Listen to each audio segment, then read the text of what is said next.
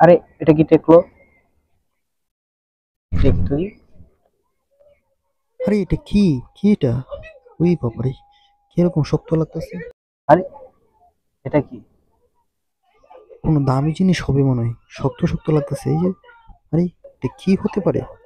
কোনো প্রত্নতাত্ত্বিক নিদর্শন মনে হয় এটা স্বর্ণ মুদ্রার কোনো সিন্ধুক হবে। ওর মামারে, এটা কি শক্ত শক্ত ভারী কি লাগতেছে। এটা? এত ভারী! আমি তো মনে হয় বড় লোক হয়ে গেলাম। কি এটা? দেখি তো, দেখি তো এটা কি। আরে অনেক ভারী, মনে হয় অনেক দামি জিনিস। এর ভিতর কি আছে? এটা খুলতেছি, দেখি কি আছে। প্রাচীনকালের রাজারা তাদের ধন সম্পদ মাটির নিচে রাখতো। সেই ধন সম্পত্তি মনে হয় আমি পেয়েছি। দেখি এটার ভিতরে কি আছে। ওই বাবা, আরে স্বর্ণ মুদ্রা! হায় তো হায়, অনেক। স্বর্ণ মুদ্রা পেয়ে গেছি। আরে এ তো স্বর্ণের মোহর, আমি তো বড় লোক হয়ে গেলাম।